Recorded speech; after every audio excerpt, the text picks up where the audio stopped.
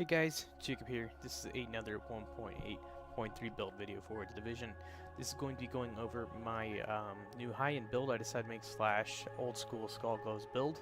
It's pretty simple, but I've been having a lot of fun with it, so I'm just going to share it with you guys and tell you how I have it set up. It's pretty simple.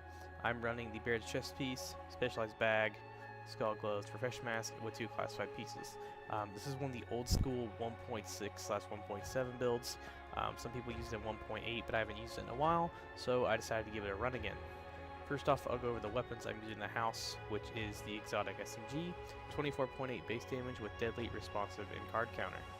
If you don't know what card counter is, one half of the magazine does 20% increased damage, the half which deals increased damage flips after 15 seconds or when the magazine is empty. So when the white card flips over, you're doing 20% more damage, and it flips every 15 seconds, or after 15 seconds when the magazine is empty.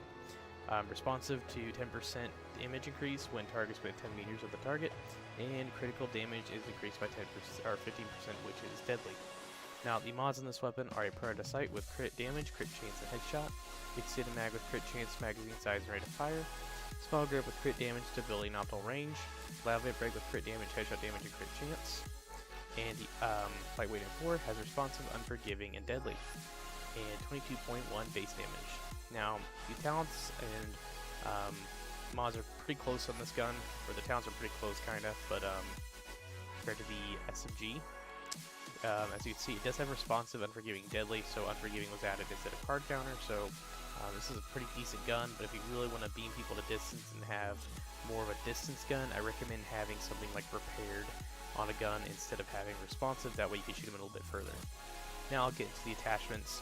Product sight, like I said, crit damage, crit chance, and headshot damage, extended mag, magazine size, crit chance, and rate of fire, angled grip. This is not a crit damage grip, this is a stability grip for the extra stability and optimal range, and a little bit of crit damage. If you want more crit damage, I suggest using the small grip with the 19% crit damage and a little bit of stability. FD suppressor for reduced threat. It has crit damage, crit chance, and stability. You could use the loud vent brakes, which I usually use, but I'm trying this out at the moment just to have that little bit more stability to control my aim, since I've been trying to make a beam rifle with this build.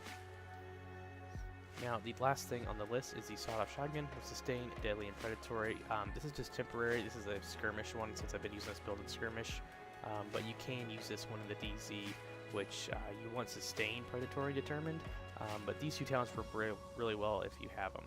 Another note too, if you just want to get your ults back, you could use the blue pistol instead. Now, the vest is the Baird's chest piece rolled for firearms. Health, exotic damage resilience, and increased kill XP. You want health, exotic damage resilience, and ammo capacity, but I have that, but it's actually rolled to a stamina roll, so I'm using this one currently. The mods on this are 2 stamina health mods. This is also what Baird's Bulletproof Vest, if you guys don't know what it does. No skills on cooldown increase skill power by 10%. 1 skill on cooldown increases damage by 5%. 2 skills on cooldown increase armor by 10%. So that's what that does if you guys did not know. Now, the Refresh Mask.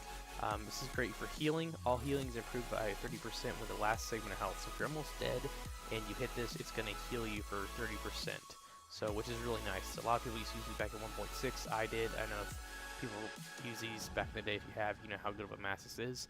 Me personally, I think this is probably one of the best, or one of my favorite pieces back in the day that was not exotic, that was strictly high-end. That I used a lot. It has a major attribute of crit chance, disarmament resistance, and the mod on this is a stamina crit chance mod instead of a health mod.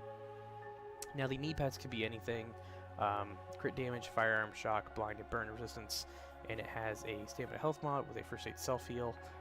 This can be flipped depending on what group you're in. Me personally, this is just temporary because I do not have a crit damage pulse mod, so this is just filling a spot at the moment, but you should throw a crit damage pulse mod instead.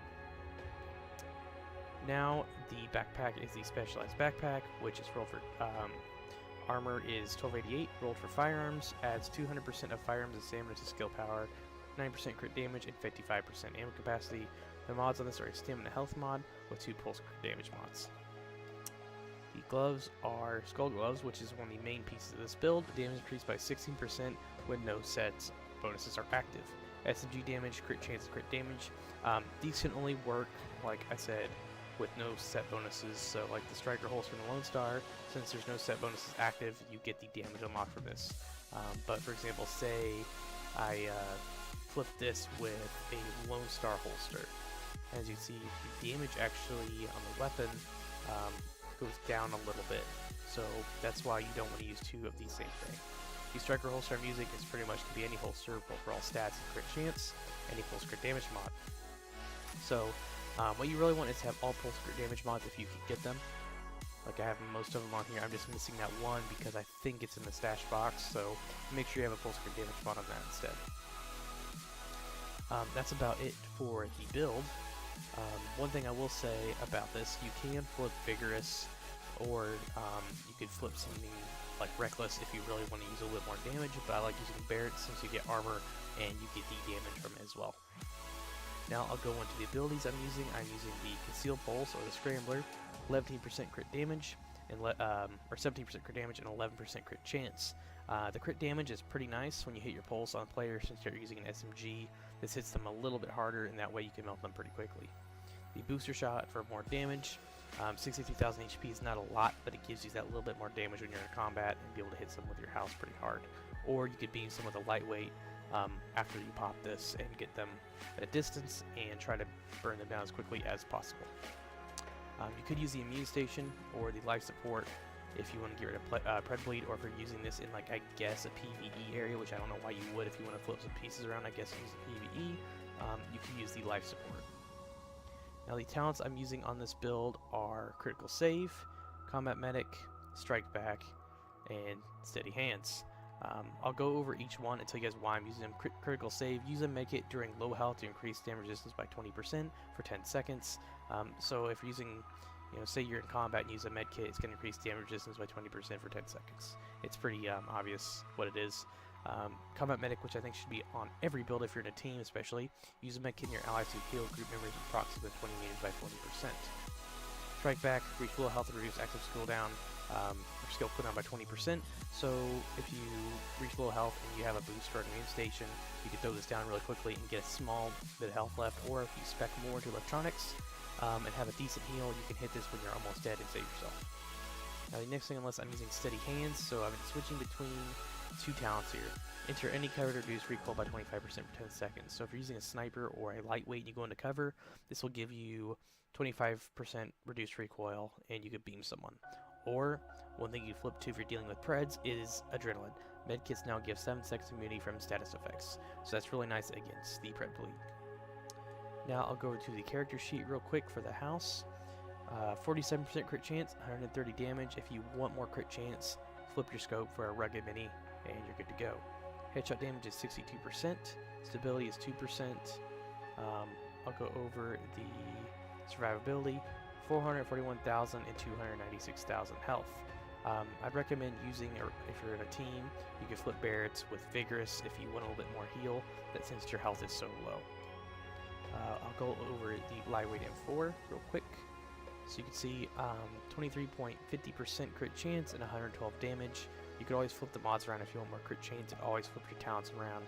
You could run something like maybe this right here, which is Vicious, Deadly, and Fierce. If you want to get max crits on your gun, then use those talents, or you could run something like Deadly, Vicious, and Adept.